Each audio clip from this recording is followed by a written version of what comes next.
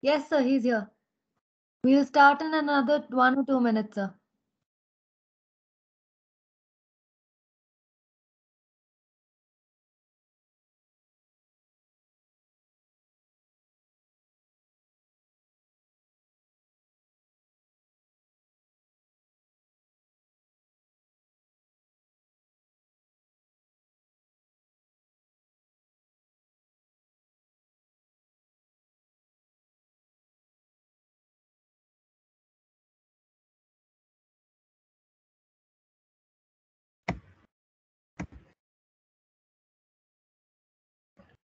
Good afternoon, everyone.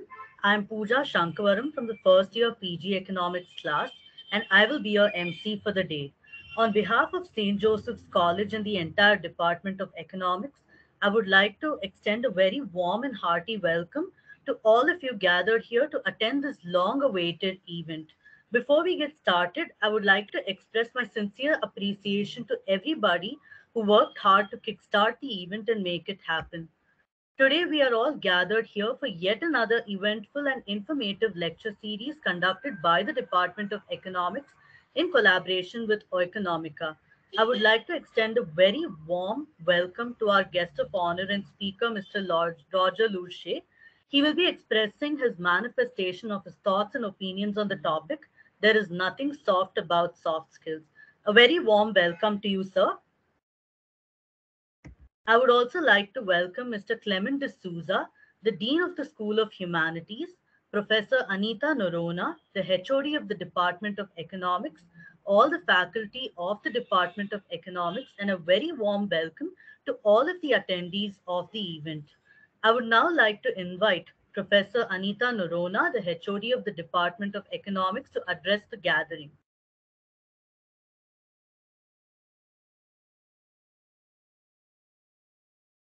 Thank you, Pooja. Peter Drucker says the only skill that will be important in the 21st century is the skill of learning new skills.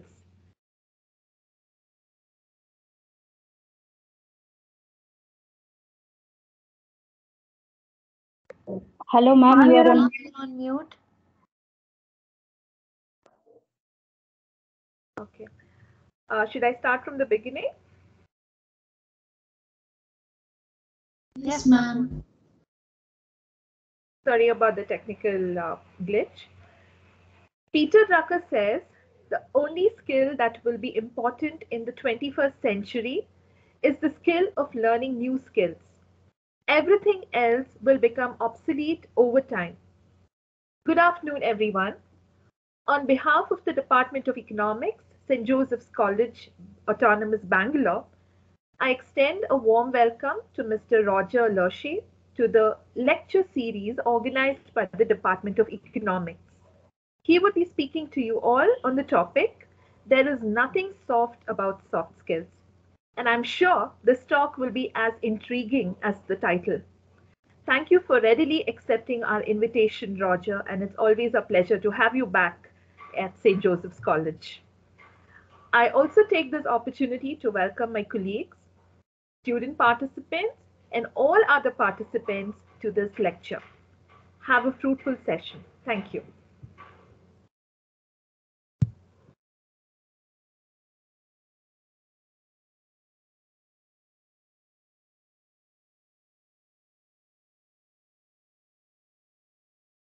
All right, on that note, can we get started, ma'am? Just a second, sir. I think the MC is having a little bit of a technical issue. Sure, not a problem.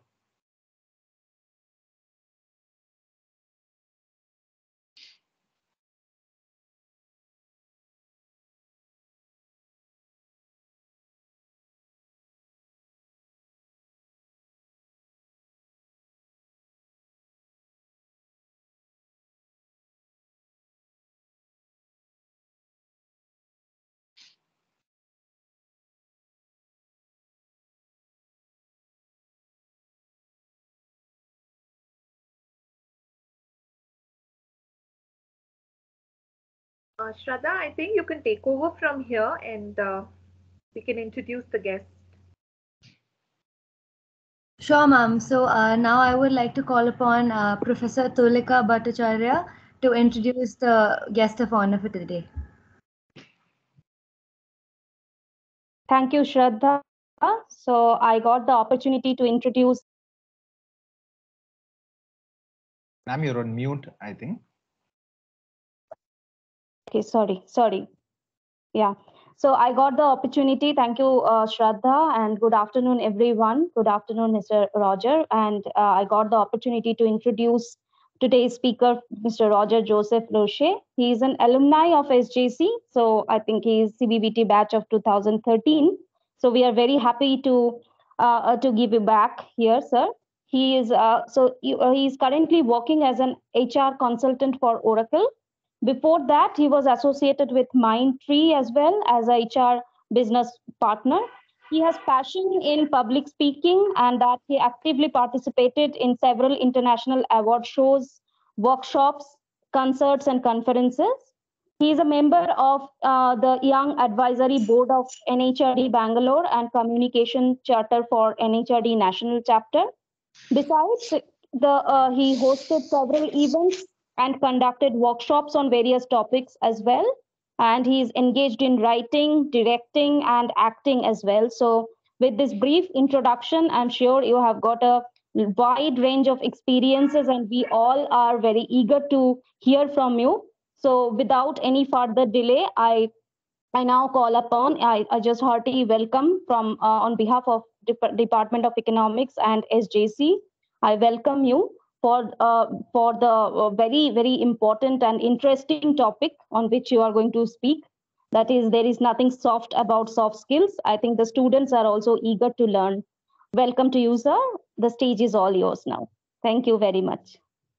Thanks a lot, Professor Tulika, for that very warm and cordial introduction.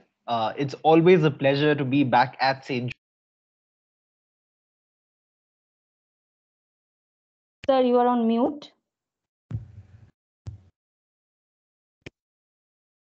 Yes. I was saying thanks a lot, Professor Tulika, for that very warm introduction. It's always a pleasure being back at St. Joseph's, even if it's not physically being back, at least being back virtually. Always a pleasure to join all of you. A big thanks also to the Department of Economics and St. Joseph's College for hosting this entire lecture series. This is something that is definitely very useful for all of you Josephites. Hopefully, by the end of the session, you will agree with me in saying that this has been of some use to you. The entire session, I do not intend for it to be a long lecture, as the name suggests. I intend for this to be a conversation. So, at any point in time, if you would like to interrupt me, go ahead, unmute yourself, and ask me a query or a question, or stop me if you think differently from what I'm sharing with you.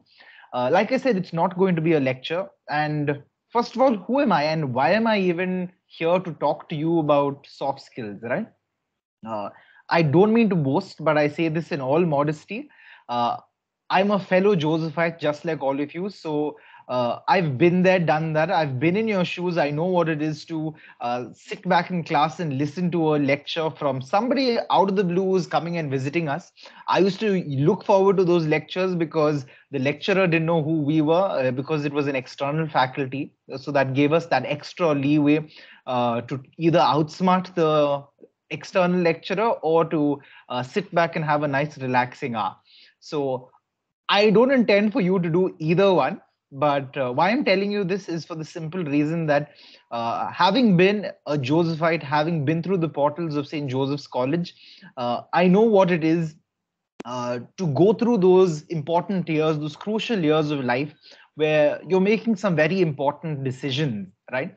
And once again, there's a lot that I learned in St. Joseph's that have still stuck on with me, that have helped me get my first job, that have helped me do my MBA, complete my MBA successfully. Like I said, get my first job. And today I currently work with Oracle as a human resources consultant. Now, as an HR consultant, I get to deal with people. And for those of you who know what the HR job is all about, you'll realize and you'll agree with me that it involves a lot of understanding where people come from, what they do. It involves a lot of solving people's problems. And surprising or not, a lot of the tools that I use to solve people's problems are in fact some of the tools, some of the skills that I learned way back in St. Joseph's. Because and I'm sure all of you will agree with me, St. Joseph's teaches you a lot more beyond just your subjects that you study there, beyond the confines of what's in your textbooks, beyond the confines of what's in your classrooms or what's spoken in your classrooms. You learn a lot more. You learn, like I say, lessons of life. In fact, when I was in St. Joseph's, I even staged an entire musical drama called Lessons of Life, which was basically exactly what a Jesuit education is all about. That's the kind of education all of you are receiving. Because I firmly believe, and this is based on my experience as a student from St. Joseph's and today as a working professional, I firmly believe that yes, you require the intellect, you require the knowledge to maybe sit for that interview for companies, for organizations to screen your resume and say, yes, this person does have the competence to be a part of our organization. But then what's going to help you get past that interview? What's going to convince those interviewers that you actually deserve that job are those soft skills, right? Soft skills have got me to where I am today. Soft skills has helped me grow in my career. Soft skills has helped me not just on the professional front, but even on the personal front, whether it's dealing with peers, dealing with superiors, or even dealing with subordinates. Whether it's dealing with my parents, with conversations with my wife today, it's soft skills that help me get through the day. All right. It's unfortunate, but it's true that we don't really focus enough on soft skills. And that's the reason, through my own experiences, I've come to terms with the fact that there's really nothing soft about soft skills, right? Why are we even talking about soft skills? You'll get to know it. And before the reality hits you in the face, I'm here hopefully in this next 45 minutes to give you reasons to share my experiences with you and tell you a few of these soft skills that have helped me, and hopefully, possibly, they will help you too as you navigate through these difficult times, these challenging times, not just of COVID, but these.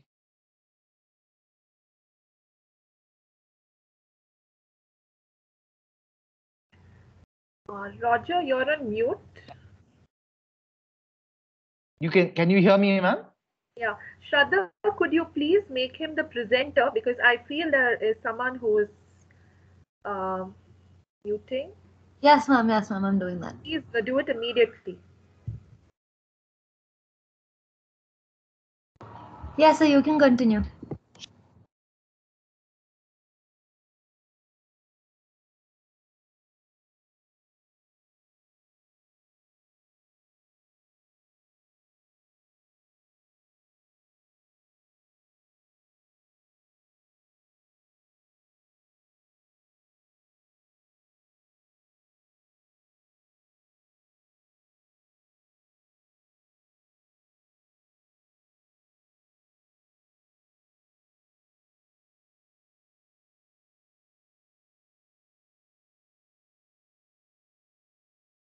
All right, am I audible?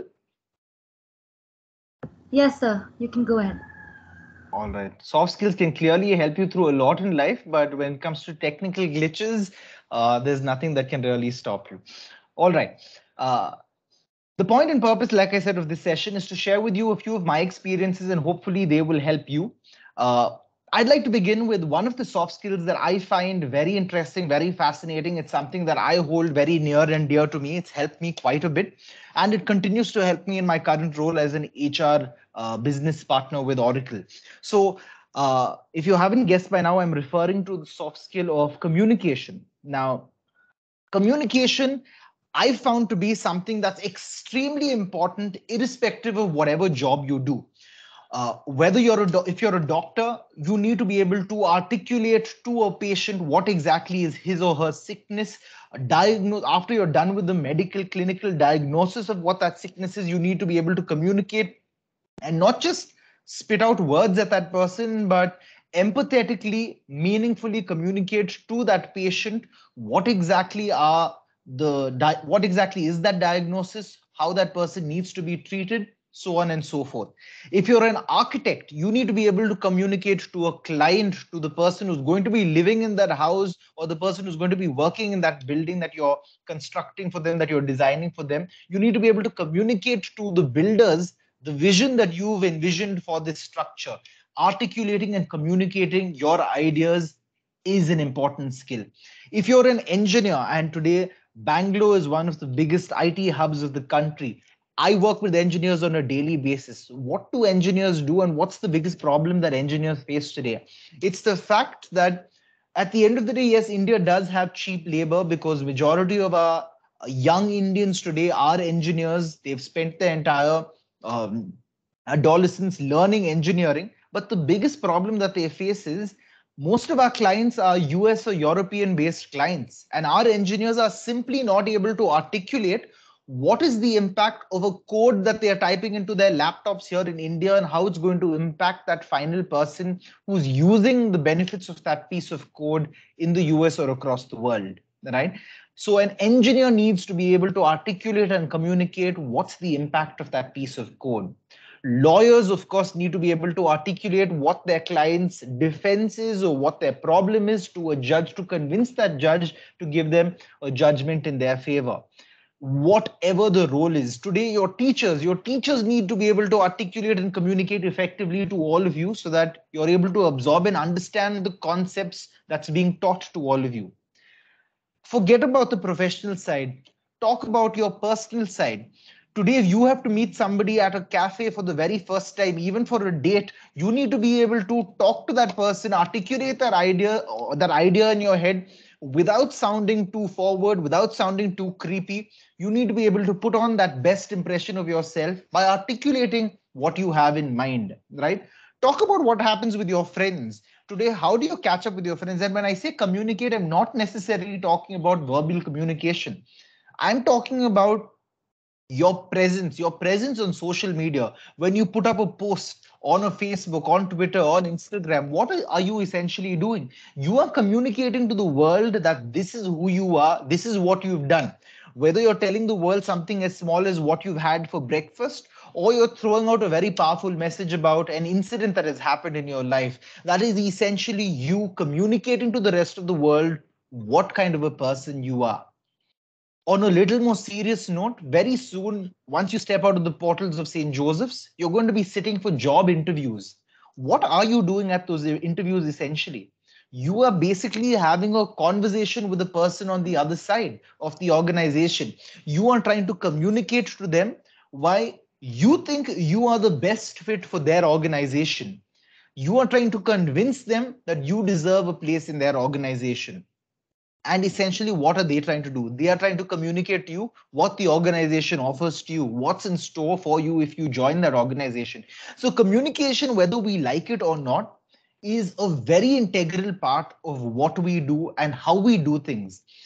And it doesn't just stop at this phase in your life. Once you actually get into an organization or once you join the corporate world, it gets even more important, because how you communicate what you've done during the course of the year is going to determine what rating you get. I'm in the field of HR, and every year we have appraisal ratings that are given out to employees. These ratings determine who in my team is a top performer and who is a low performer. Just like how you have marks in college to determine, or grade point averages to determine who's your top scorer and who's your bottom scorer.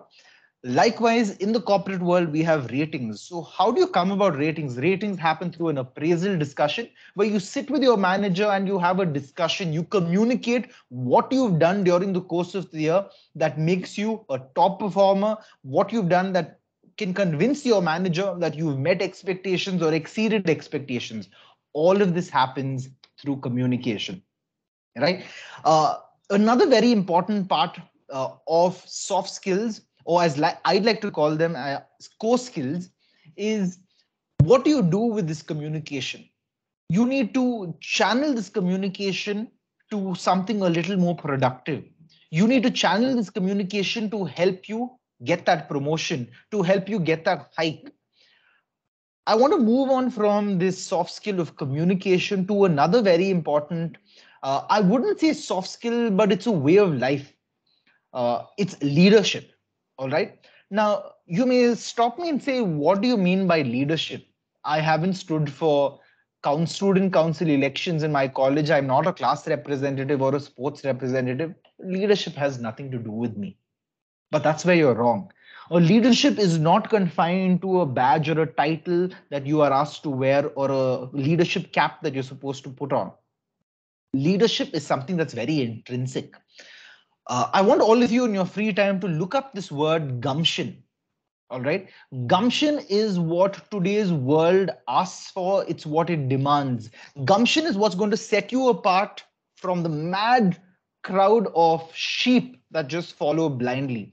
Gumption basically is that fire in your belly, that spark that you have that makes you want to bring about a change, that makes you want to do something.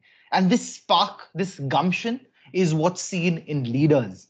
Now, whether in title or without title, all of us need to be leaders. Now, what do I mean when I say leaders? That doesn't mean the person standing in the front, person making everybody else follow behind. No, that's not what a leader is. I think it was Nelson Mandela who said, when you lead from behind and make everybody else who's following you believe that they are in the front. That's the kind of leadership that will help you get far in life. It's sometimes referred to as servant leadership, but very often this is the kind of leadership that you see will take you places. I'm going to give you a list of names of leaders. I want you to stop for a moment and tell me, what do you find as similarities between these leaders? All right. Leader number 1, Mahatma Gandhi. Leader number 2, Jesus Christ. Leader number 3, Adolf Hitler. Leader number 4, Barack Obama. And leader number 5, Narendra Modi. Very quickly, I want a couple of you at least to unmute yourselves and tell me, what is the similarity you find between these leaders I've mentioned to you right now? Yes. As you unmute yourself, go ahead and tell me what your name is and then tell me what do you think is the similarity. Hi, sir. This is Abhishek here. Go ahead, Abhishek. Awesome. Tell me, Abhishek. So first thing I see that is religious and political leadership skills. Okay. And that's the similarity you see. Yeah, and amazingly they can talk and communicate within the people around. Brilliant, brilliant. Thanks for that, Abhishek. Any other similarities that you all see? They do, as you said, sir, how they lead from behind. They do that as well. They always sit down in one place and make sure that the whole work is done. Is this Abhishek who's still talking? Yes, sir. All right, Abhishek, you said they sit in one place and make sure that the work gets done. This is Nitin. Go ahead, yes, Nitin. Sir. I believe that their oratory skills and the way they charm the followers to connect with what they're saying is what makes them a great leader. Because if you're able to convey your message properly in a way that convinces the masses, then you're fulfilling the function of the leader. Brilliant, brilliant. Thanks for sharing that, both Nitin and Abhishek. And Abhishek, no, they didn't just sit there and get the job done, but like you very rightly mentioned, it was their power of communication. All right. Now, once again, I want to reiterate and stress on the fact that when I say communication, it's not just about speaking, right? Think about Mahatma Gandhi. What essentially did Mahatma Gandhi do? He was a person who convinced an entire nation, a nation that is so diverse in terms of language, in terms of belief, in terms of religion. He convinced a nation full of diversities that we're going to fight the British by essentially not fighting, by non-violence, right? It seems illogical. It seems impractical. But he was able to do it because he was able to communicate his thoughts effectively. How did he communicate his thoughts? Not by using flowery language, because let's face it, at that point in time, half the Indian population wasn't even educated. So how did he convince them? How did he communicate with all of them? By simple things. Take, for instance, if you stop for a moment and if I tell all of you, I want you to imagine Mahatma Gandhi. What's our impression? What's our vision of Gandhi? We typically imagine Gandhi wearing those khadi pieces of cloth, right? whether it's a dhoti, whether it's a piece of cloth around him. Why was he dressed like that? If you stop to think of it, Gandhi was a well-educated lawyer. He was a lawyer who had traveled abroad, he had seen the world. And typically lawyers back then and even now today, that matter, they wear suits. They're completely suited up, head to toe, really classy, expensive suits, right? You even have an entire TV show named Suits to talk about lawyers who are dressed up very sleek, very slim and trim in their suits. Why was Gandhi not in his suit? The reason he wore what he wore was to communicate to the masses, to communicate to the British that this is the population that he represents. He wore those clothes to tell the masses of Indian people who were poor, who were impoverished, who were hungry, that I am not a part of the elite class. I am here representing you. I am fighting for you. That's how Gandhi communicated. That's how he won their trust. That's how he won their belief in him. Talk about Jesus. How did Jesus communicate? Did Jesus have a massive social media team, a PR team handling his entire social media? No, he didn't. He spoke to fishermen who were mostly uneducated. He spoke to them in the form of parables, parables which are nothing but stories. He literally told them stories. In today's day and age, you have the power, you have the tools of social media. You have the power to tell your story. What is your story? What is that experience that has transformed your life? What is it that you can do that can transform the lives of many others? Today, when you sit for that interview, that's what that interviewer for that job is looking for. He wants to know what's your story. Behind this resume, who's this person that I'm interviewing? Because if organizations just wanted to recruit based on who was the highest scorer in your class, all they needed were your resume and your marks card. Why would they waste their time having those discussions with you? It's because they want to know who's the person behind this resume, who's the person behind this marks card. They want to know what's your story. Are you able to communicate and articulate what's your value addition by you joining that organization? That's a question you need to ask yourself. Talk about Hitler. Hitler was a person, just stop and think about it. He managed to convince an entire nation of people that not just one or two individuals, that an entire race needs to be wiped off the face of the planet. How did he do that? To convince just one person to kill another human being is impossible. Imagine convincing an entire country to wipe off the face of the earth an entire race. He was able to do that because of how he communicated. Even today, if you go on YouTube and actually look up for any of these videos about Adolf Hitler, you'll find a lot of them. And I'm talking not about documentaries, not about movies that have been made about Adolf Hitler. I'm talking about actual vintage footage of Adolf Hitler himself. If you take a look at those videos, there's nothing you will understand about what he's saying because it's usually in German that he's talking in. But just look at the body language in which he speaks. The authority in his voice, the actions he uses, the way he's gesticulating, even till today, even though you can't understand a word he's saying, it still will send shivers down your spine because that's what he threw across to his audience. That's the message he sent even in his body language. Mind you, half the people who were listening to Adolf Hitler's speeches weren't even getting a glimpse of him because the crowds were so huge and those who were sitting at home didn't have televisions at that point in time to watch him. They were listening to him on the radio. But the way he spoke, the command and authority that came out of his voice and his body language, that was enough to convince them that this was a man they did not want to mess with. This was a man that meant business. I agree his intentions were completely different, but let's not get into his intentions. I'm just talking about the fact that he was an effective leader because he was able to articulate and communicate what his ideas were. I've also given you those other two leaders, Barack Obama and Narendra Modi, because they are leaders that all of you relate to because they're a part of today's day and age.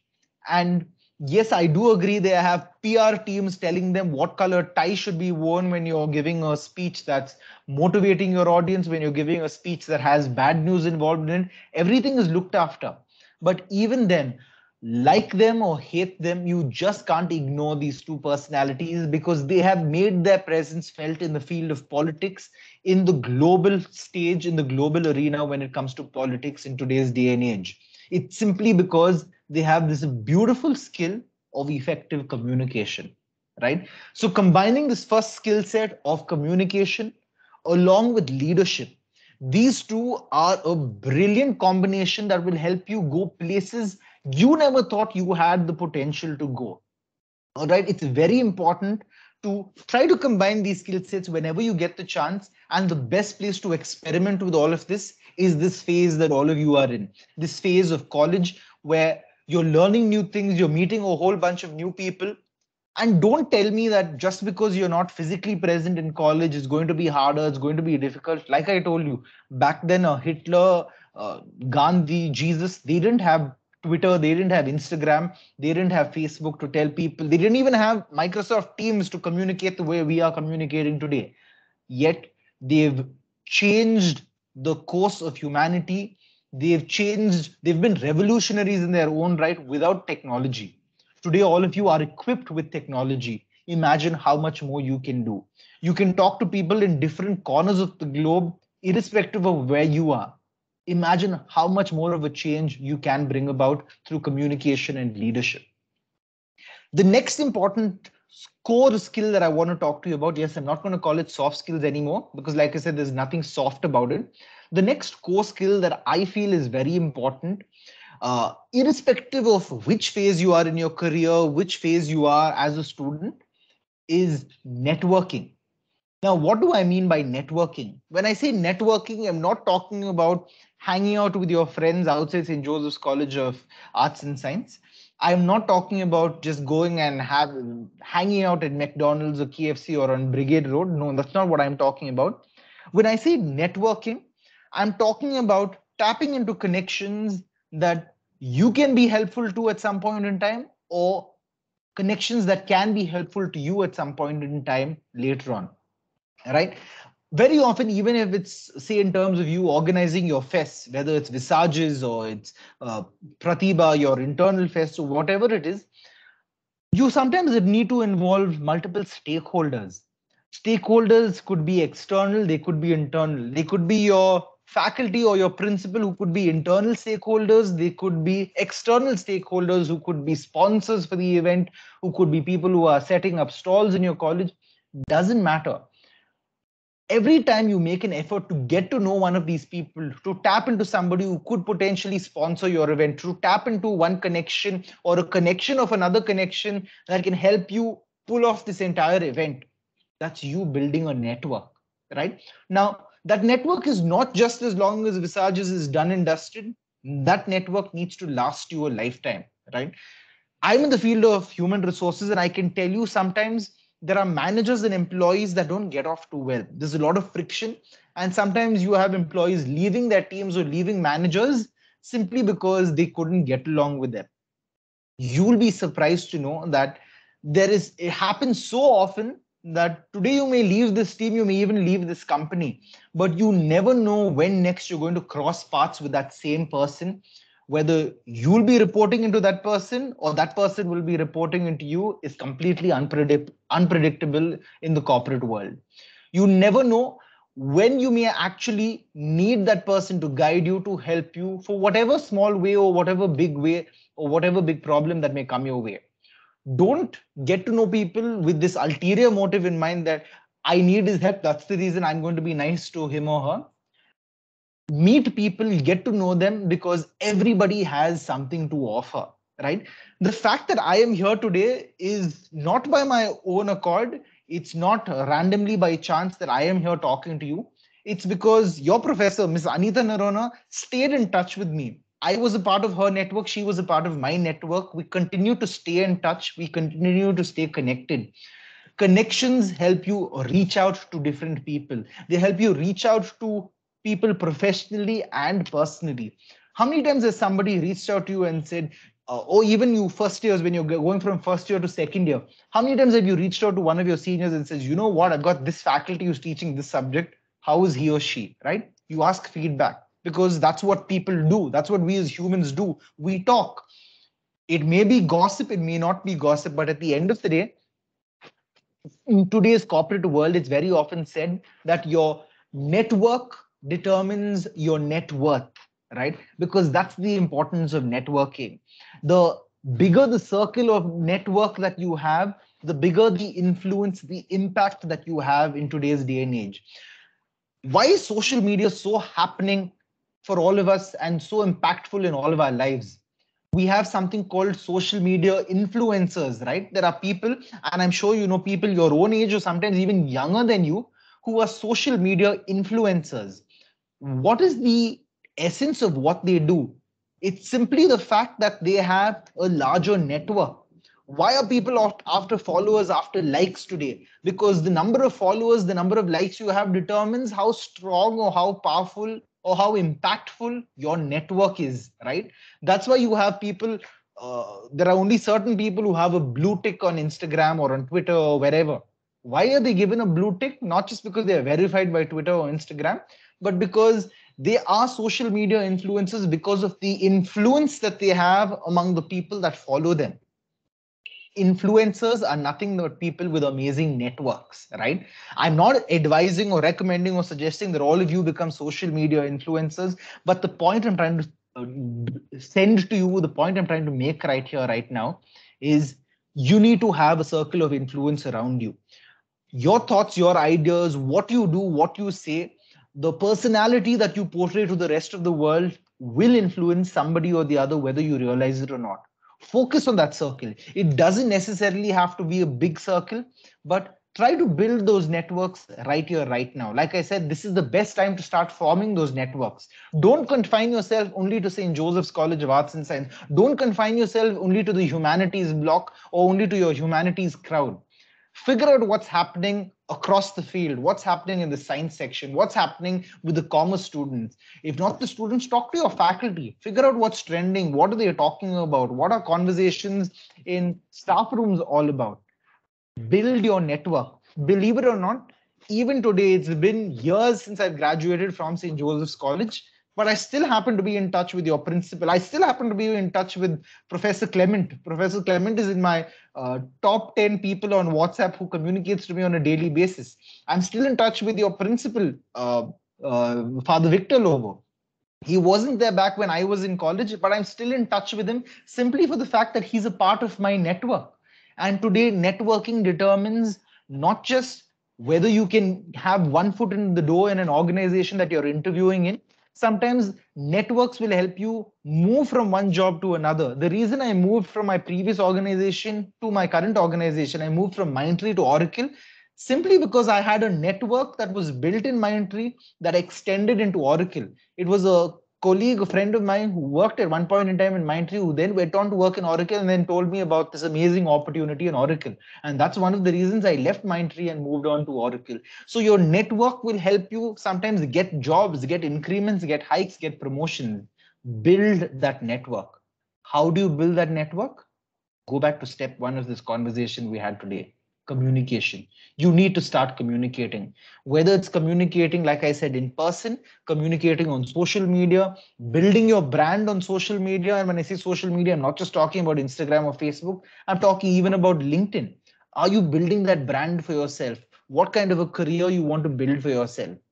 Your personal life, yes, you have Insta, you have Facebook. What about your professional front? What's the kind of personality you want people to perceive you as, right? That is you building that network by communicating effectively. So that's the third important skill I wanted to talk to all of you about, networking. The next very important skill, I won't touch too much on this because this is something that comes, I hope, still comes naturally to Josephites even today, but it's the important skill of teamwork, right? It's a core skill. It's an important skill. It's something that all of you need to keep in mind. Yes, we're all a part of this mad rat race competing with each other. Whether you realize it or not, every other person on this call right now, every other student who's listening to the session along with you is your competition in the real world. I agree. There's no two thoughts about it. But you also have to realize that when you work in a team, they say a team is only as strong as its weakest link. It's like a chain. It's only as strong as that weakest link, right? It's important to look out for people who are a part of your team. Personal success will always follow through.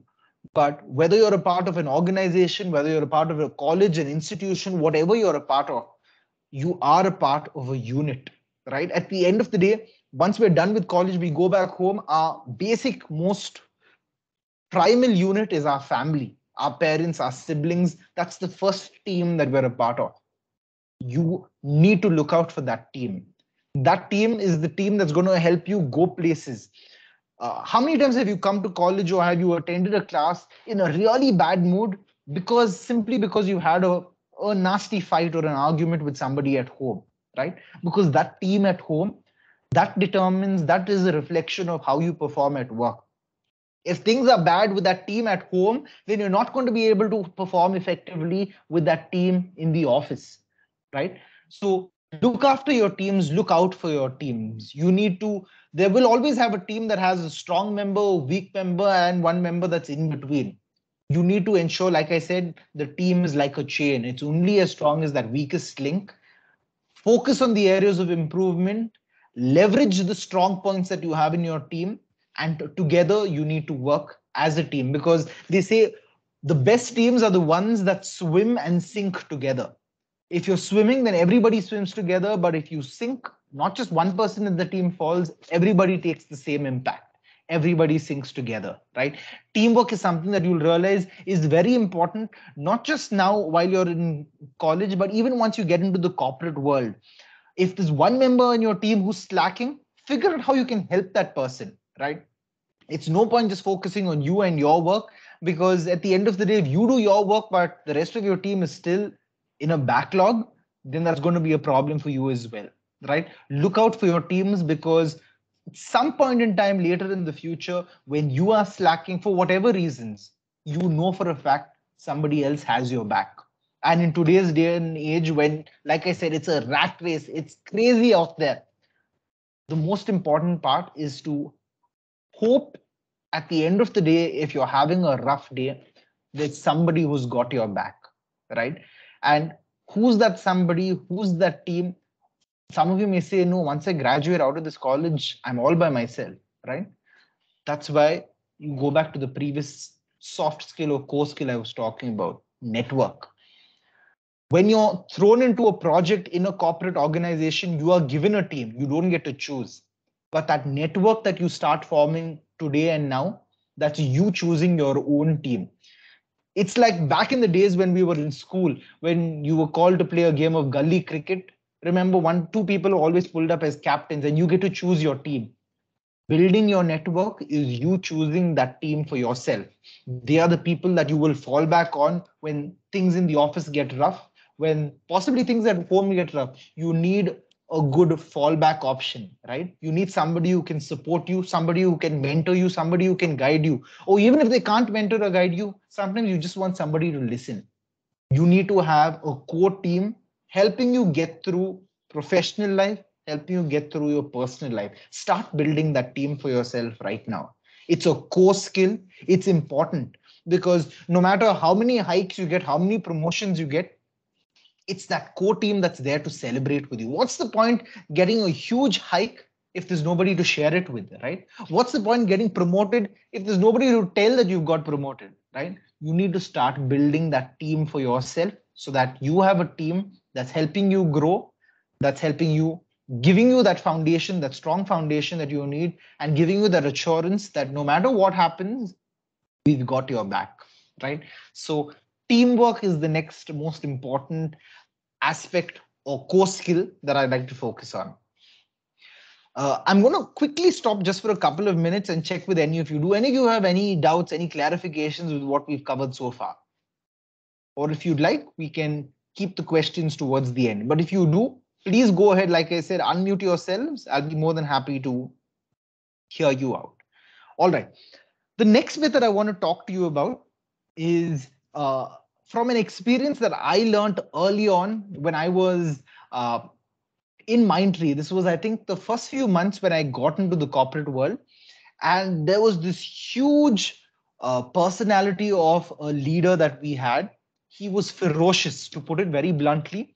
He was short-tempered, ferocious, and he would give people left, right, and center a piece of his mind, no matter which time of the day you approached him. So everybody was very fearful when it came to addressing this leader, in terms of talking to this leader. And I obviously, fresh out of my MBA, fresh out of college, I too was quite scared, to fearful to even talk to this leader. But then I did my MBA also in St. Joseph's. So I had that Josephite spirit. I was extra determined, extra dashing. I said, big deal. Everybody else fears him. Why should I? I'm a Josephite, right? Nothing to fear. No fear. All of that false confidence in my head. So I remember sitting for this team meeting, and he pointed out the plan for the entire year and things of that sort. And I found severe errors, severe flaws with his plan for the year ahead. And I was very quick to raise my hands. Nobody asked. He said at the end of that presentation, anybody has any questions? And obviously everyone else, out of fear, kept their mouth shut, didn't say anything. But me, being very gutsy, the gutsy Josephite that I am, I raised my hands and very proudly said, yes, I see 3 problems in this entire plan.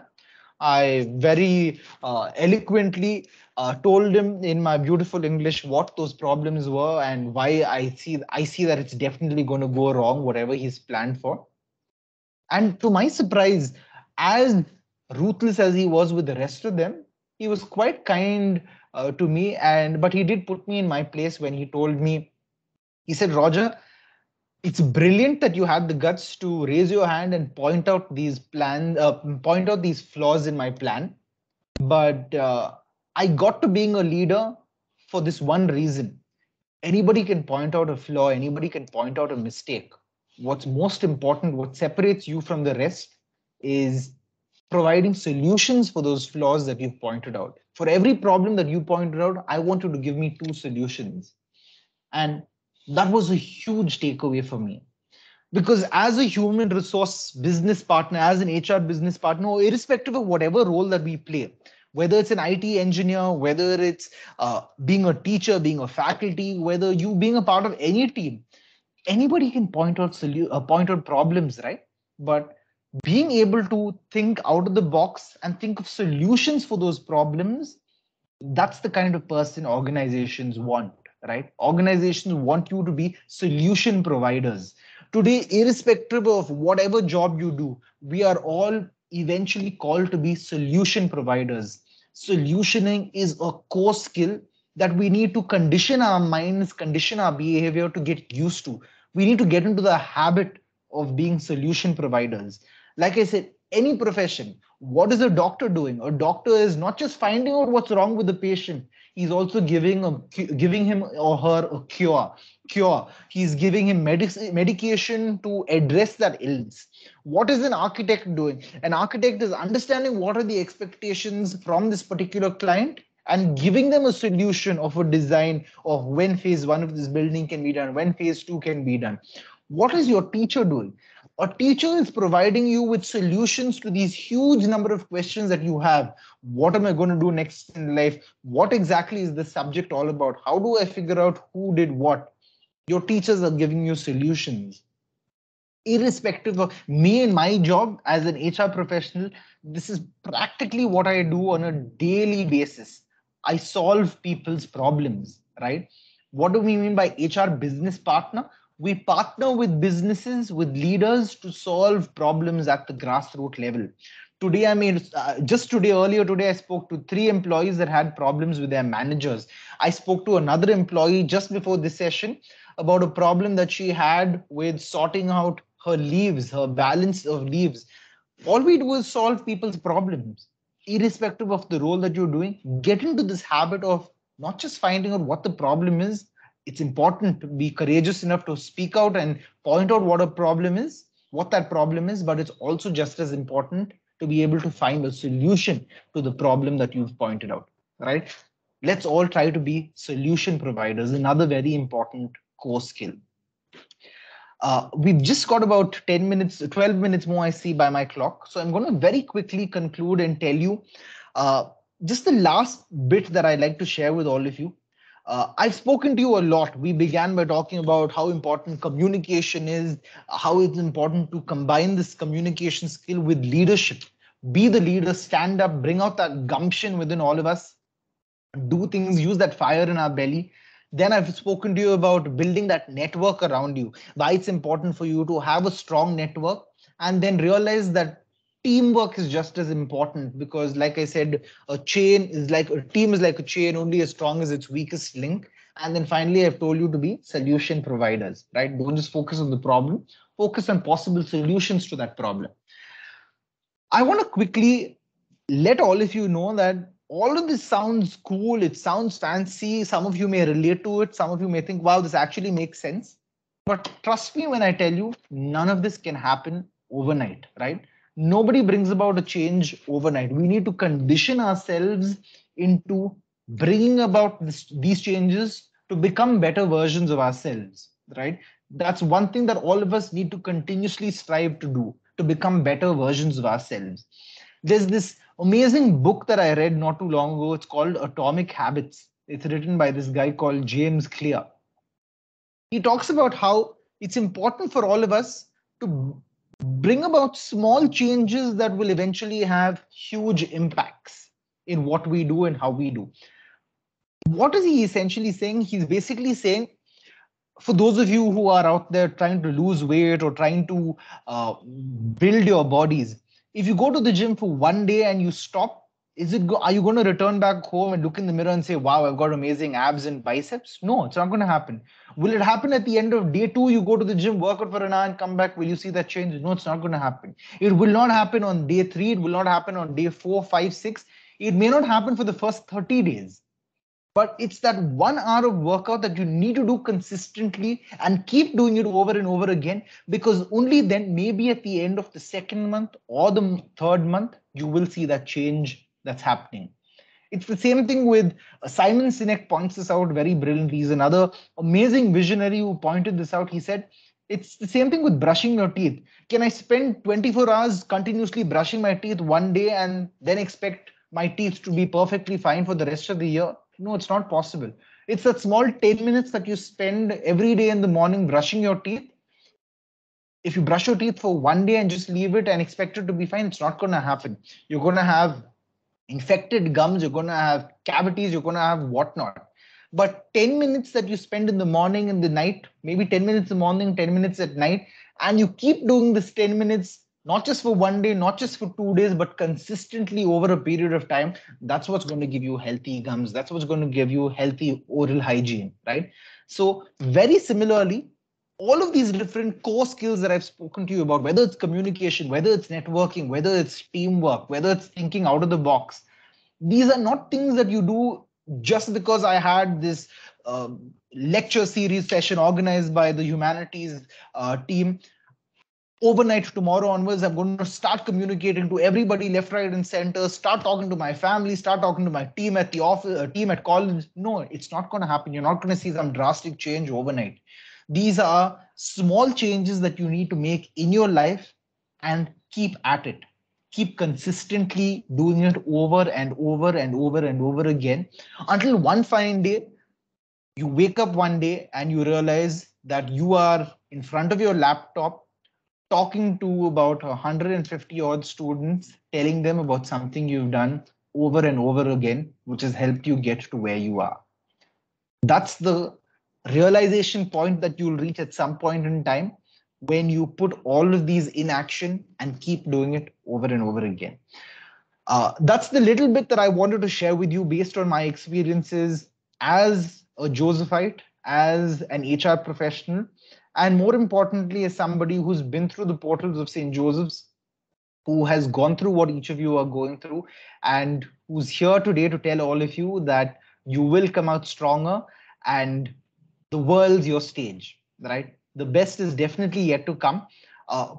If those of you who haven't made notes during the course of the session, I advise you, out of whatever you remember, whatever has been your biggest takeaway, write it down, jot it down in a book, in a piece of paper, put it up before you, look at it time and again to remind you of these core skills and keep working at it. It may get frustrating, it may get exhausting, and sometimes you may wonder, does this even really make sense? Trust me, from my own experience, I can say with full conviction, it does, it will, it has worked for me, and it will work for you. That's all I have to share with all of you. If any of you have any questions or any clarifications, I'll be happy to answer them in the last 6 minutes that we have.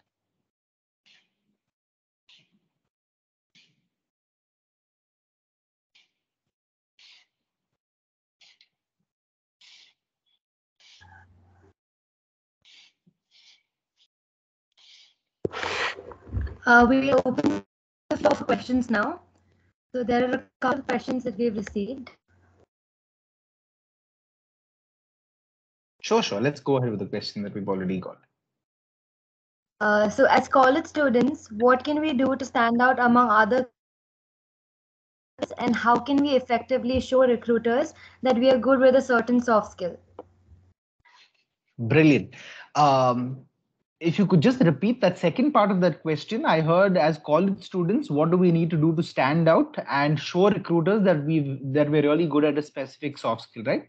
Right. Did I hear it? Yes. Yeah, brilliant. This is something that I did when I was in college, because I realized that recruiters, yes, they see your marks, and that's one of the reasons they even schedule an interview for you. But at that interview, they can't really ask you your marks, because your marks are data, right? And data is there for them to see. So nobody really talks about data. What the interviewer normally talks about is, and it's a very cliched question, but trust me, it happens at every interview. Even today, when I interview candidates, this is one question I ask them. So besides your core subjects, what else have you done in college? And that's where the numerous clubs and associations that you have in St. Joseph's will help you stand out. Those are the different things that will give you talking points in that interview. So whether it's you being a part of ICAF, or CSA, PSS, whatever different clubs, whether it's even a French club that you've been a part of, whether it's a social work club that you've been a part of, it's not just the club that matters, but what you've done in that club. If you've gone as a part of your social work club and gone and taught basic high school curriculum to kids on the weekends that you've been free, that talks about a lot about your personality. Whether it's you going out of your way doing something in terms of giving back to society, whether it's you going out there and focusing on a hobby that you're interested in, whether it's your coin collection, whether it's your leverage all the different associations that exist in St. Joseph's. Don't think it's something that's extra, something that's going to take up a lot of my time. This is the time to invest, because the future version of you is going to look back and say, wow, thank you for the investing that time, that energy, that effort in doing all of this. Because today when I'm sitting for that interview, I have so much to talk about. So as much of the activities as you can, take part in them, because those are all talking points for you at that interview, besides your core subjects. Thank you, sir. We have a couple more questions too. So the next question is, experience has a significant say when it comes to pioneering any soft skill. How do we make sure of maximum efficacy with relation to such experiences? Absolutely, I agree with you. But the funny thing about experience is everybody's got to start somewhere, right? So maybe you had enough of experiences while you were in college itself, or maybe you haven't. But if you haven't, then now's your chance to start building on that experience. Maybe at that interview when you're sitting for that job, if you haven't got enough experience to talk about, be blunt, be open about it, and let them know that one of the reasons you chose to join this company is because you are looking for those experiences to build on that particular skill set. Maybe you're weak at communication. Just because you're weak at communication doesn't mean you hide the fact, or you be pretentious and pretend to be extremely good at this core skill of communication. Let the interviewer know, I've heard amazing things about your organization, and yes, one of my weak points is I'm not an effective communicator, whether it's because I've been an introvert or I haven't been actively involved, but I've heard your organization gives a lot of opportunities to the likes of me, and that's one of the reasons I want to join your organization, to improve on the skill set of being a good communicator. Be open, be honest at those interviews, because experience, of course, it does matter. Looking back with 10 years, when I graduated of college, I'm obviously a lot more richer in terms of what not to do. But that doesn't necessarily mean that everybody gets the luxury of having all of these experiences very young, right? Everybody needs to start somewhere. I remember when I first started working as an HR professional, like I said, we're supposed to be solution providers, right? Solving people's problems. When people first started coming up to me, the first thought that came to their mind is, this guy's fresh out of college. How can he solve my problem? I'm worked in organizations for the last 10, 15 years, and I'm expecting a person with barely 1 year of experience to solve an issue that I have. Is it even possible? But if I didn't start in year one, I wouldn't have had experiences to talk about now that I'm in year 6, year 7, right? So everybody's got to start somewhere. Don't hesitate to start making those experiences right now. Thank you so much, sir. The next question is, how do introverts work on their communication skills and fight their apprehensions to be able to talk to a crowd with confidence? Brilliant. So first thing is, you don't need to talk to a crowd. Like I said, communication is not necessarily only speaking in terms of holding a mic in front of you, standing on a stage and talking to an audience of 100 people, right?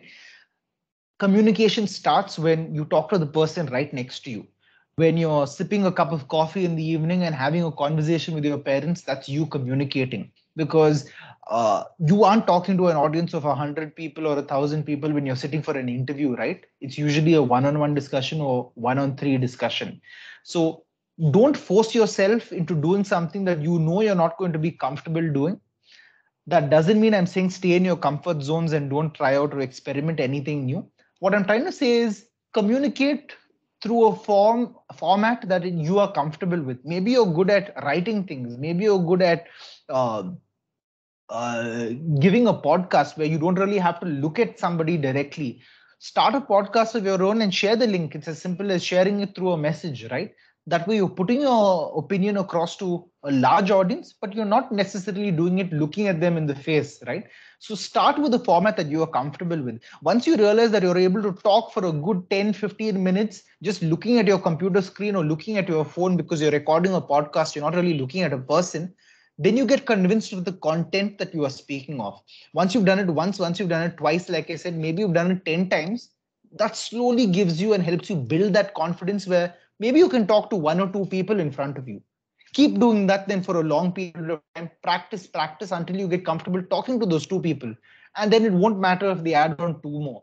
And just then you keep increasing the numbers. It really won't matter because you're convinced, you have the conviction about the content on which you're speaking. So it won't really matter if you're talking to one person, 10 people or 100 people, but you need to start somewhere. So maybe start with just you, yourself and your mobile phone recording a podcast.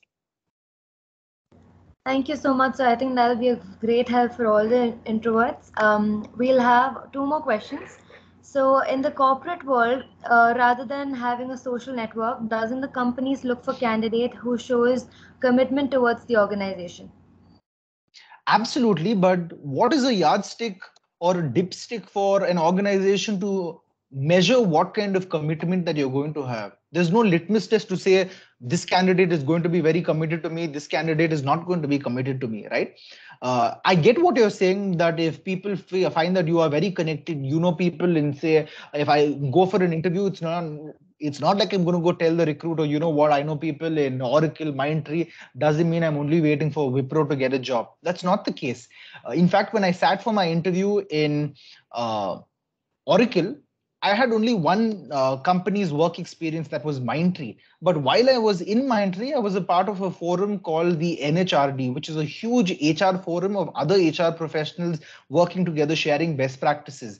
And that was one of my biggest talking points when I sat for the Oracle interview, because they were so surprised that I had known so many of other Oracle HR people. I had known so many other HR people from various other organizations that the interviewer had rubbed shoulders with. That itself was an impressive talking point. That was an impressive fact for the interviewer, that my network was quite substantial. And in my role, I require to build networks with my lines of business, with the managers that I deal with. So he saw the correlation and it worked to my advantage. So building networks is important, but that doesn't mean you throw it in somebody's face and say, you know what, I know somebody even if you aren't giving me a job. So you need to leverage it and effectively communicate the fact that your network is going to play to your advantage in that particular role when you're sitting for that interview. Thank you, sir.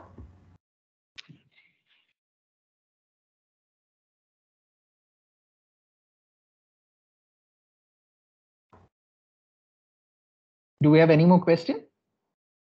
Thank you. So I think there's one last question. So after the completion of a course or a degree, when being interviewed, why is it that the interviewer always focus on what is the side dish, as in the certificates or the workshops and webinars you've done in a person's CV and not the main degree? Which is more important for a company, the side dish or the main dish? See, I like how you've articulated this question. Brilliant brownie points to you for articulating it with this food relation. Everybody likes the main course, right? Of course, the main course is a requirement. When you go for a buffet, you need the main course. But what's going to differentiate buffet that you have, say, at a regular hotel that's offering you just the biryani, unlimited biryani as your buffet?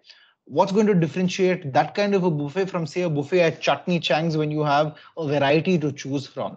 And especially in our Indian context, when volumes of people who've done that core subject is easily available at our fingertips. It's not difficult to get people who've done core subjects as a course throughout, because that's the number of people that we have in our country who've done that course. It's easy to get people with those course, with that course combination, with those marks. But what's difficult to get is somebody that has a unique flavor to it, somebody that has something more to offer. And our typical Indian mindset is, what more can I get, right? And that's exactly what interviewers at the end of the day are, Indians or people just like you and me. What more can I get out of this candidate? Because the interviewer, mind you, is not doing this for himself. The interviewer in turn has to report to his boss and tell them, I interviewed 5 people.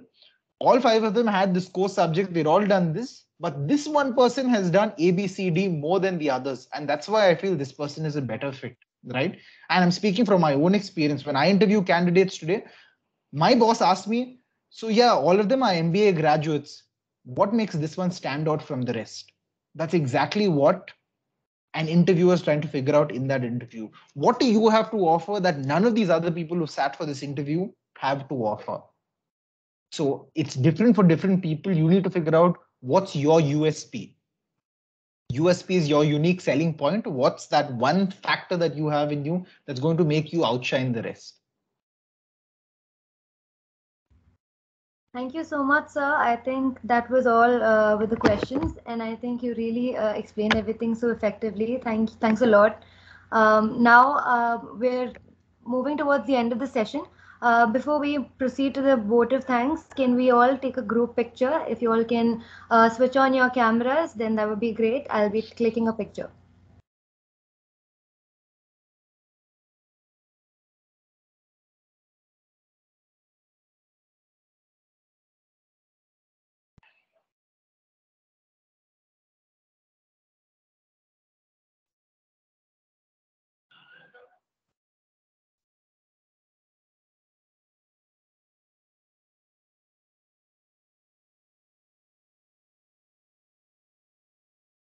Yes, perfect. Thank you.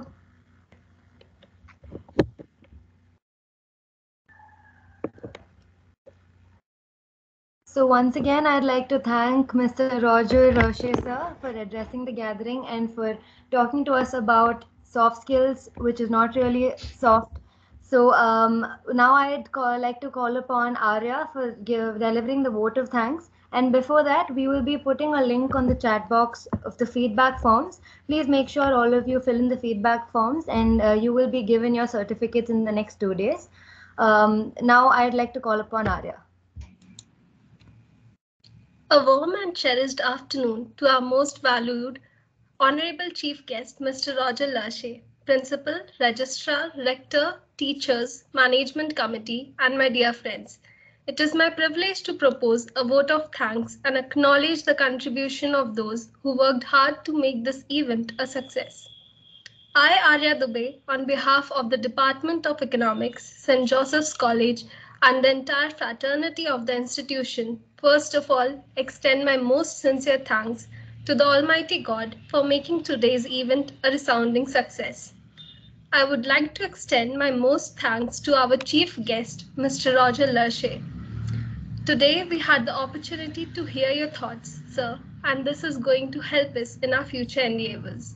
On behalf of my colleagues and the association, I would extend my sincere thanks to Mr. Clement D'Souza, Dean of the School of Humanities, Ms. Anita Norona, Head of the Department of Economics, Mr. Keshav Murthy, Coordinator of Economics Forum, Ms. Tressa Joy, Coordinator of Economica, and all the faculty members, Professor Tulika, Professor Nikhil, Professor Ann, Professor Raisa, and Professor Padmaja. I would also like to thank my fellow core committee members of Economics Forum and Economica. Thank you volunteers who worked behind the scene to execute this event so efficiently. Last but not the least, I would like to thank the audience for their interest and enthusiasm in today's event. Thank you. Thank you so much, everyone. Thank you, everyone, for attending. This was our second session of the lecture series. The third session and the final session of this month will be conducted on 30th of October. The topic is interview skills and to being job ready. So we look forward to seeing you all there as well. Thank you. That's right. Thank you so much, Roger. Thank you for accepting our invitation. And it was a really intriguing talk, I should say. Thank you so much. Thanks a lot, ma'am. Happy to be here. I hope to see you very soon in person. Definitely, ma'am. Definitely. Thank you, Roger. Thank you. You, ma'am. Bye. Bye.